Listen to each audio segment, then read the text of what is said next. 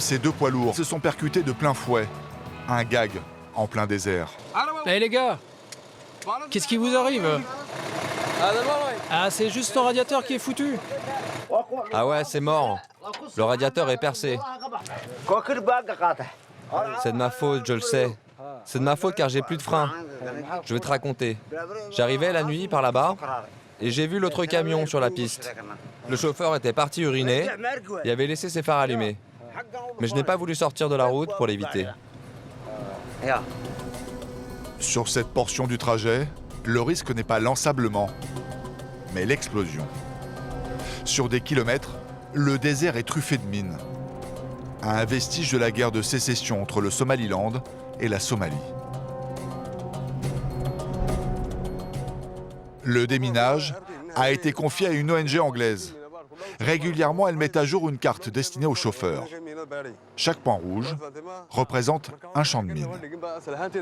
Cette portion-là, elle a été nettoyée. Elle est sûre. En revanche, si je regarde la carte, on sait où c'est dangereux.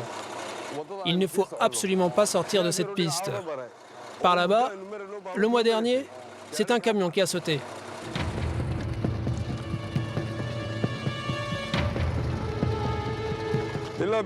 Voilà, c'est tout ce qu'il reste du camion. Rien d'autre. Ils sont tous morts. Que Dieu me garde de sortir de la piste. Cet accident va coûter cher aux deux routiers. Dans ce pays abandonné des assureurs, les compagnies de transport font payer les dégâts à leurs chauffeurs. J'ai tout perdu. Tout ce que j'avais, c'était ce camion. Regardez, je n'ai plus rien. Plus rien.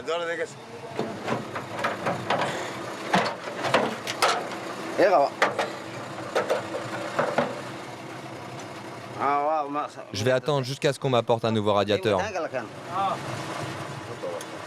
Au milieu de nulle part, les téléphones ne passent pas. Rachid préviendra leur patron une fois arrivé à la capitale. Les pièces de rechange arriveront peut-être dans une semaine, voire même plusieurs mois. Si l'attente s'éternise, les deux hommes seront remorqués jusqu'à un endroit redouté, le village des damnés. Autrefois, on ne comptait ici que des paysans. Ces hommes du désert ont vite compris qu'il y avait moyen de gagner beaucoup d'argent en troquant la pioche contre la clé à molette. Passe-moi la clé. Le malheur des chauffeurs a transformé leur village en un garage géant. Les paysans sont devenus mécanos. Regardez l'état de ce pneu.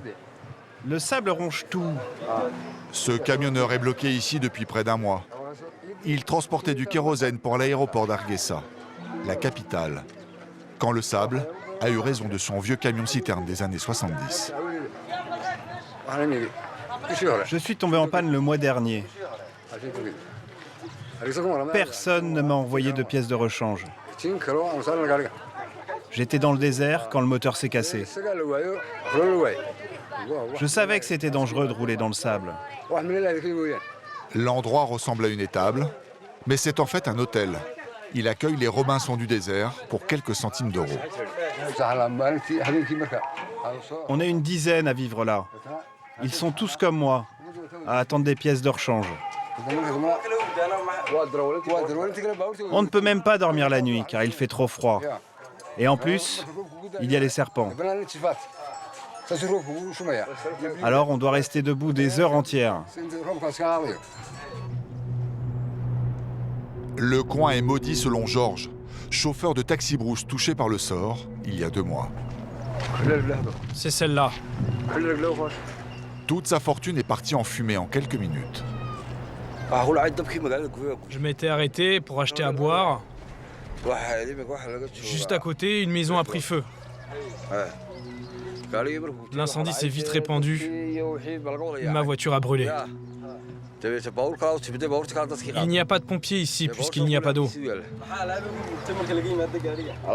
Rien pour éteindre le feu. Il n'y a pas d'assurance au Somaliland. Personne ne me remboursera. Je suis seul maintenant.